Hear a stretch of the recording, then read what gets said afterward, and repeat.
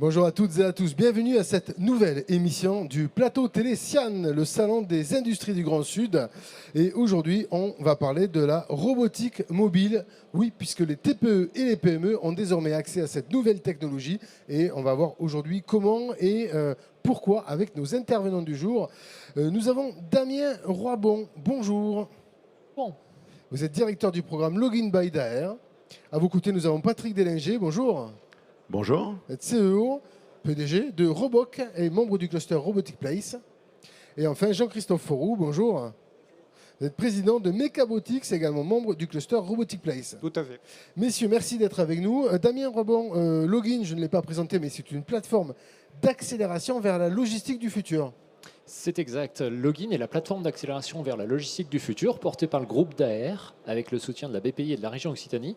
Et notre mission, c'est d'accompagner les patrons de TPE, de PME, qu'elles soient industrielles ou logistiques, vers cette fameuse logistique du futur. Alors comment? En les acculturant, en leur faisant découvrir les nouveaux outils, les nouvelles solutions technologiques qui leur permettent de répondre à leurs enjeux de performance, d'éco-responsabilité, d'inclusivité, et finalement amener cette filière à prendre conscience des leviers qualité coût délai que représente la logistique sur leurs opérations et mettre en face les solutions innovantes telles que les robots, par exemple, au bénéfice de cette performance industrielle.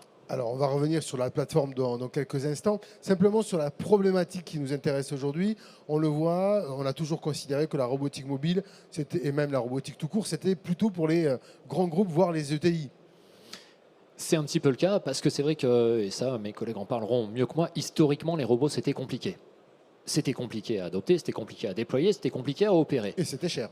Et c'était cher. Donc évidemment, quand on est une TPE, une PME, on se dit que ce n'est pas fait pour nous. Parce qu'on se dit que c'est trop compliqué, qu'on n'a pas les capacités à aller travailler sur ces sujets-là. Et donc on n'adopte pas ces solutions. Or aujourd'hui, la technologie évolue. Les outils se démocratisent, tant en termes de coût que de performance, que de capacité à les déployer, à les intégrer. Et aujourd'hui, ces solutions, elles sont concrètes. Elles sont concrètes, elles sont disponibles, elles sont utilisables au bénéfice de tout le tissu industriel, quelle que soit sa taille. Alors justement, des solutions concrètes, on en a deux autour de la table. Jean-Christophe Forroux, vous êtes donc le président de Mechabotics, start-up créée en 2021. Quelle est la solution concrète que vous proposez?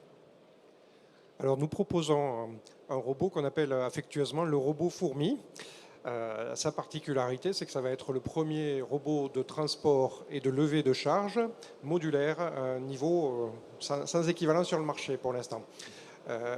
Donc nos robots sont capables de travailler comme les fourmis en grappe. Et on peut dire aussi, vous évoquiez la question du coût des robots, qui est souvent un frein. On peut dire aussi que un des gros avantages de notre solution, c'est que vous achetez comme une brique Lego. Vous allez pouvoir ensuite combiner ces briques Lego à la façon qui vous arrange pendant toute la durée de vie du projet pour suivre les évolutions de votre besoin dans l'entreprise. Et vos robots, ils sont aussi petits qu'un Lego? Pas tout à fait, 250 kg, la taille d'un homme en hauteur et en largeur. D'accord, donc vous avez cette solution-là, qui est une solution que l'on peut déployer avec un seul robot ou plusieurs robots en collaboration. Et comment on peut finalement... quel est le message que vous délivrez aux TPE-PME par rapport à ces robots-là? Comment vous les rendez accessibles? Alors c'est un robot déjà qui est très compact et donc il est prévu pour se faufiler là où les opérateurs travaillent actuellement, donc dans des allées étroites. Il permet aussi d'accompagner la PME dans son évolution. Typiquement quand on manque de place, on a tendance à déployer des surfaces supplémentaires, à compacter un petit peu son stock. Et là on a vraiment des atouts qui sont bien propres à notre solution à déployer. Très bien, on va prendre un autre exemple, c'est celui de Roboc, avec Patrick Délinger. Quelle est la solution que vous portez? Alors nous, on porte une solution qui est aux antipodes de la complexité, puisque l'objectif, c'est d'essayer et c'est pas d'essayer, c'est déployer des robots en quelques dizaines de minutes, entre 30 minutes et 1 heure, dans des endroits où il n'y a pas de réseau, où il n'y a pas d'équipement informatique. Et on va aller chercher des solutions extrêmement simples. On va remplacer les chariots qu'on pousse quand on est soit en e-commerce à préparer des colis, soit en usine à fabriquer des pièces ou à demander des composants en réassort ou en centre logistique pour aller chercher des colis. Et là, on va tout simplement augmenter la productivité en supprimant des sous-tâches dans et pour des entreprises, mais pas que d'ailleurs, mais souvent des TPE-PME, mais il y a aussi des grosses entreprises sur lesquelles on ne veut pas faire intervenir le service informatique. Donc c'est soit des entreprises qui n'ont pas d'infrastructure informatique de production, parce que La plupart des TPE, PME maintenant ont des ERP, ont des systèmes de gestion. Ils ont aussi des robots de production quand ils font de la production industrielle. Mais par contre, en termes d'intralogistique, en termes de logistique, on va dire, il y a rarement de l'automatisation parce que ça demande beaucoup d'infrastructures autour, un réseau, Wi-Fi ou GSM. Ça va demander aussi un logiciel de contrôle, ça va demander une organisation de flux. Et tout ça, ça n'existe pas dans la plupart des TPE, PME. Et c'était jusqu'à très récemment une obligation pour pouvoir faire de l'intralogistique. Là maintenant, on appuie sur un bouton, on a un chariot qui arrive, on le charge, on appuie sur un bouton, on l'envoie chez son collègue. Hyper simple. D'accord. Et ce chariot, on ne l'a pas dit, mais évidemment, il est autonome, il va se balader tout seul, contourner les obstacles. Tout à fait. Alors, on a pu en voir sur le salon. Ils sont capables. Alors, ils ont plusieurs particularités. Premièrement, c'est les premiers qui sont réellement complètement polyvalents. On va pouvoir les déployer aussi bien dans un magasin de basket, dans une grande surface, dans une usine ou dans un centre logistique de 8 ou 10 000 mètres carrés. Ils vont circuler tout seuls, ils savent où ils sont, ils ne se perdent pas, ils vont éviter les obstacles, ils vont voir prendre des routes alternatives quand quelqu'un a oublié une palette sur le chemin, par exemple. Et ils vont pouvoir bien sûr aller se recharger de manière complètement automatique, calculer s'ils ont assez d'énergie pour aller chercher la mission dont on a besoin ou pas, et s'organiser entre eux pour desservir le meilleur service le plus rapidement possible. Alors messieurs, là on a deux solutions extrêmement concrètes qui vont intéresser les TPE et les PME industrielles à mieux travailler sur leur site. Mais la question que tout le monde va se poser, c'est combien ça coûte? Alors, Patrick Délinger. Nous, on a des réponses très concrètes. Généralement, quand on demande combien coûte un robot, on parle de la plateforme mobile. On oublie de parler de tout l'environnement qui va autour, c'est-à-dire l'infrastructure, le fait qu'il va falloir avoir un réseau Wi-Fi homogène la plupart du temps, qu'il faut de l'informatique, de ce qu'on appelle de l'intégration, c'est-à-dire qu'il va falloir relier tout ça à des systèmes. Nous, nos robots coûtent 35 000 € et c'est tout. D'accord, pas de coût caché finalement, pas d'installation de connectivité complexe à installer. Vous achetez le robot et il fonctionne. Voilà, vous achetez le robot, en 1 heure, il est déployé, il fonctionne et il vous économise les sous-tâches et il commence à générer de la production. Et en combien de temps il est amorti, on va dire? Alors ça va dépendre de la cadence de production que vous avez. On va économiser dans une usine, on va dire une ETI très bien organisée, on va économiser entre un demi-poste de travail et un poste de travail. Alors on ne va pas économiser, on va ajouter un demi-poste de travail ou un poste de travail, puisque là on n'est pas dans la suppression de personnel, on vient supprimer des sous-tâches, on supprime je dirais le savoir-faire. Alors, on va pas supprimer, mais on va renforcer le savoir-faire de quelqu'un qui produit, qui actuellement est en tension de recrutement. On va lui permettre de continuer à produire, alors que sinon, on va lui demander de pousser un chariot, ce qui n'est pas très productif. Donc ça, dans une usine assez organisée, on va être entre un demi-poste de travail et un poste de travail à rajouter en production, plus la valeur ajoutée de ce qu'on produit. Dans une entreprise type TPE, PME, un peu plus fluide, un peu moins organisée, on va être entre 1 et 2 postes de travail. À 35 000 € le robot, généralement 6 mois, 1 an maximum. D'accord. En ce qui vous concerne, Jean-Christophe Fourou, est-ce que le calcul est le même? Oui, alors nos robots sortent du labo là pour l'instant. On est en train de les qualifier chez un premier client. On a bien conscience qu'il faut un amortissement typiquement en 3 ans pour que ce soit rassurant pour l'acheteur. Et on est sur des ordres de prix similaires à ce qu'évoque Patrick Délinger. Nous, on joue aussi sur le fait que actuellement dans l'industrie, on a une approche qui est d'ultra spécialiser les machines, d'avoir une gamme. Donc actuellement, vous pouvez acheter un petit bras robot, un gros bras robot ou un très gros, suivant les charges que vous voulez porter. Il y a à peu près le même genre de segmentation pour les AGV, pour les robots mobiles. Et nous, notre approche est de dire, on ne fait pas ça du tout. Ce que vous achetez, vous, clients, ça va être une brique élémentaire et vous pourrez faire émuler en quelque sorte, retrouver cette approche de gamme par combinaison des briques. Donc on pense vraiment que le taux d'utilisation machine sera proche de 90%. Actuellement, si on regarde dans les entrepôts, il y a beaucoup d'entrepôts qui ont des machines qui ne tournent même pas 40% de leur vie. C'est quand même un beau gâchis. Et voilà, on ne veut pas cette approche. D'accord, le but c'est vraiment d'optimiser l'outil robotique sur lequel vous investissez quelque part. C'est ça. On veut qu'il dure 20 ans et on veut qu'il soit utilisé chaque seconde de sa vie de produit. Et c'est ça qu'on propose aux clients. Avec vos robots fourmis, donc. Exactement, la fourmi est travailleuse. La fourmi est travailleuse. Damien Roy, on voit là 2 exemples concrets. Dans le cadre du programme Login by Dare, est-ce que vous aussi, vous vous êtes fixé des logiques économiques pour vos clients? Comment est-ce que vous appréhendez, alors là pour le coup, cette question de la logistique robotisée? Alors, nous, on a une spécificité dans Login, c'est qu'on n'opère pas. Donc finalement, ce prisme de ROI de la solution, nous, on ne le considère pas à notre niveau, on le considère par rapport aux industriels qu'on va accompagner. Et le calcul de ce ROI, c'est bien spécifique à, on va dire, au cas d'usage, au cas d'application de chacun et à son activité. Nous, le prisme qu'on prend, c'est de se dire qu'on est totalement agnostique sur la solution robotique, puisqu'en fait, il existe autant de solutions qu'il y a de cas d'application. Certaines sont plus polyvalentes, certaines sont modulables, certaines sont plus faciles à déployer. Et en fait, notre rôle à nous, c'est de montrer aux gens que à chaque typologie d'activité correspond sa solution et qu'aujourd'hui les solutions elles sont là et qu'elles existent et que finalement il faut les dédramatiser, il faut les désacraliser, il faut se dire que aujourd'hui ces outils sont disponibles et doivent être utilisés. Ils font peur, ils sont nouveaux, on ne sait pas trop comment les prendre. Et en fait, notre mission, c'est d'acculturer, c'est de faire se rencontrer typiquement des gens comme Patrick, comme Jean-Christophe, avec des industriels pour que ces gens-là échangent et comprennent bien comment on appréhende la solution. Et peut-être que le robot de Jean-Christophe aura un ROI intéressant sur une typologie d'activité, là où celui de Patrick sera plus adapté à une autre typologie d'activité. Et notre mission est justement d'offrir ce panel, cet horizon, cette connaissance et de créer les connexions de manière à ce que chaque acteur du tissu industriel trouve la solution qui lui est propre. Et justement, les acteurs industriels que vous accompagnez, qu'est-ce qu'ils vous disent? Est-ce que vous considérez qu'aujourd'hui, il y a encore du travail sur l'acculturation sur la robotique? Énormément. Énormément, parce qu'il faut bien avoir en tête que le patron de TPE, de PME, parfois, le fait de sortir de son activité industrielle qui l'occupe quasiment jour et nuit, je devrais dire, pour prendre le temps d'aller explorer, d'aller étudier, d'aller voir en fonctionnement des solutions, eh ben, c'est compliqué.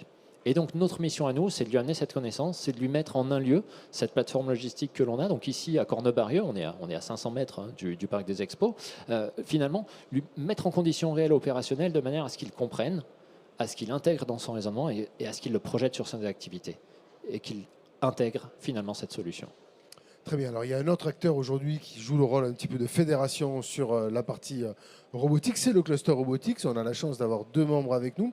Comment est-ce que le Cluster Robotic Place s'empare justement de cette question de l'accessibilité de la robotisation pour les PME, les TPE? Est-ce que, par exemple, vous ciblez certains secteurs d'activité? Oui, alors, donc le Cluster Robotics Place, c'est actuellement 130 entreprises en Occitanie, dans ce périmètre géographique, et en rapport avec la robotique, soit étant fabricant de robots, soit intégrateur, soit producteur d'accessoires en rapport avec la robotique ou de services. Ce cluster, il est voulu comme une référence permettant aux professionnels de se retrouver entre eux, de pouvoir répondre ensemble à des besoins clients, et aussi aux clients, ça permet, grâce à l'annuaire qui est en ligne sur le site web par exemple, de pouvoir se faire une idée de tous les spécialistes qui existent dans la région. Donc après, pour ce qui est du cluster en tant qu'utilisateur, moi je suis adhérent depuis 3 ans et je peux dire que grâce au cluster, on a eu, par exemple, on a pu monter à bord de certains appels d'offres. On a monté un projet européen aussi pour PME en rapport. Donc je pense vraiment que c'est une veille technologique très précieuse pour les utilisateurs potentiels de la robotique. Et on salue Philippe Roussel, le président de ce cluster Robotic Place. On va terminer ce tour de table. On voit bien aujourd'hui les enjeux qu'il y a. Patrick Délinger, peut-être, s'il y avait un conseil à donner, à prodiguer à un patron de TPE, PME qui a envie de se lancer dans la robotique mobile et qui n'ose pas. Alors, je dirais le premier conseil, c'est de régler simplement un problème récurrent qu'il gêne sur de la productivité, sur de la sécurité, sur sa vie de tous les jours. Plus c'est simple, plus ce sera efficace, moins ça coûtera cher. Ça peut sembler évident, mais en robotique, souvent, quand on va chercher des spécialistes en robotique, alors surtout en TPE, PME, on trouve peu d'intervenants qui veulent s'occuper de ça, parce que ce qu'on appelle un intégrateur a besoin d'un certain volume d'affaires pour fonctionner. Et donc, il ne faut pas avoir peur de dire, OK, voilà, je veux résoudre ce problème-là et uniquement celui-là.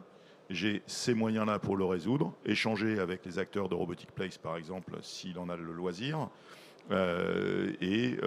Vraiment focaliser sur le problème un problème à la fois. Essayer de résoudre tout un tas de problèmes en imaginant que la robotique va les résoudre, c'est illusoire.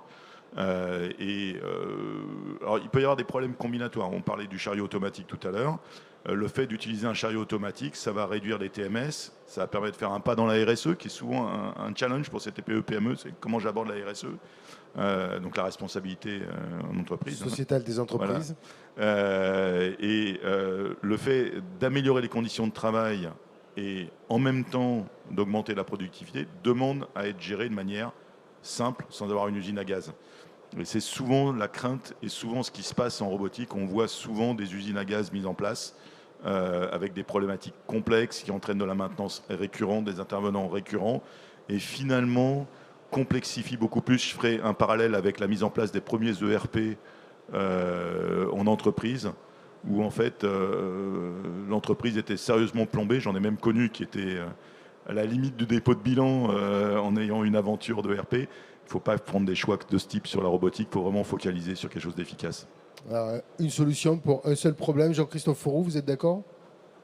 Oui, alors la question des robots qu'on fait rentrer dans une PME, elle est importante. C'est vrai qu'il y a beaucoup de réticences. Je suis complètement d'accord avec Patrick sur ce qu'il disait l'autre jour. C'est important d'associer tous les employés. La robotique, elle va répondre à un besoin précis qu'il faut identifier. Il faut prendre le temps de bien définir le besoin. Et elle va pouvoir alléger les tâches, certaines tâches pénibles notamment. Donc pour tout ce qui est évitement de TMS, c'est un outil qui va aider les travailleurs, notamment les manutentionnaires. Également, j'en profite pour citer un travail de nos amis du CETIM qui avait fait une étude RoboStart PME qui s'est clôturée il y a quelques temps déjà. Et ce qu'il en ressortait, c'était que toute PME qui prenait le risque d'investir en robotique avait immédiatement un retour significatif en chiffre d'affaires et en embauche. Mais ces embauches ne sont pas forcément les mêmes métiers et c'est important d'accompagner aussi les employés sur une reconversion, sur une amélioration du savoir, sur la capacité à accompagner le système et à gérer le quotidien du système robotique. D'où tout le travail d'acculturation que vous faites sur le programme Login by Daher, Damien Rebon. C'est ça, c'est prendre en compte effectivement tous ces enjeux, toutes ces transformations des métiers, en incluant ces nouvelles solutions qui sont concrètes, qui sont réelles, qu'il ne faudrait surtout pas ignorer en se disant que ça ne nous concerne pas ou qu'on ne veut pas évoluer. C'est important d'échanger, c'est important d'inclure les gens, c'est important de communiquer, faire se rencontrer des acteurs industriels, des fournisseurs de solutions et que tout le monde se rende compte qu'on a des intérêts communs et qu'il y a des belles choses à faire ensemble. Patrick? Oui, je voudrais rajouter à ça, souvent on perçoit la robotique comme destructeur d'emplois. En fait, on voit quand on améliore la production d'une entreprise, c'est tout l'effet inverse. C'est-à-dire qu'en fait, on va sécuriser l'emploi, on va permettre à l'entreprise peut-être de différer un investissement, donc avoir un impact écologique. On ne peut peut-être pas être obligé de reconstruire une usine à côté pour résoudre des problèmes de productivité. On va pouvoir aussi pallier à des augmentations de coûts qu'on aurait pour rester, justement, on parle de réindustrialiser la France. Ça passe forcément par la robotisation et la robotisation positive. On est dans l'imaginaire, on voit la robotisation, ce qu'on a trouvé souvent en automobile, où en fait on va venir remplacer, automatiser des chaînes de production complètes en balayant l'humain. C'est pas du tout le type de robotique que l'on trouve maintenant. Alors on en trouve comme ça, mais de moins en moins. Ce qu'on va trouver en solution TPE, PME, c'est de la collaboration. C'est ce qu'on appelle la robotique collaborative. La cobotique. Cobotique, tout à fait. Et cette cobotique, elle est au service des salariés, elle n'est pas à la place des salariés. Elle va leur rendre service. Alors, je termine juste par cette analogie, mais on voit beaucoup dans les films de science-fiction, aujourd'hui encore, des petits robots qui sont aux côtés des humains dans les aventures. Est-ce que ça veut dire que cette science-fiction-là, aujourd'hui, elle est en train de devenir réalité dans le monde industriel ? Alors, en ce qui concerne les chariots automatiques, totalement. Totalement. Et on peut le voir dans les allées du Sian. Les robots se promènent et se déplacent au milieu des humains, en collaboration, sans les remplacer, et en coactivité complète. D'accord. Donc, on va retrouver une société industrielle bourrée de petits robots qui accompagnent finalement les collaborateurs et les salariés. Oui, il faut voir aussi que la robotique peut aussi nous résoudre un certain nombre de problèmes d'ampleur de la société. On ne parle pas trop, quand on est roboticien, de la crise climatique, et pourtant, il y a des connexions. Il faut voir actuellement que les entrepôts occupent beaucoup de surface au sol et que simultanément, dans des petits pays comme la France, on a des problèmes avec les surfaces agricoles. Donc ce choix à faire entre l'agriculture ou la logistique, il peut être résolu par la robotique qui va permettre à entrepôt égal d'être plus efficace. Avec les moyens qu'on a, l'immobilier qu'on a, on va pouvoir faire mieux travailler un entrepôt. On va résoudre ce problème d'artificialisation des sols, puisque maintenant, les maires sont en capacité de dire stop, je ne veux plus d'entrepôt. La loi climat et résilience interdit l'artificialisation des sols jusqu'en 2050. Bien, écoutez, on a fait déjà le tour sur la robotique et on s'aperçoit qu'aujourd'hui, eh bien oui, c'est possible pour les TPE et les PME. Messieurs, merci pour vos explications. Merci Merci à vous. Merci à vous.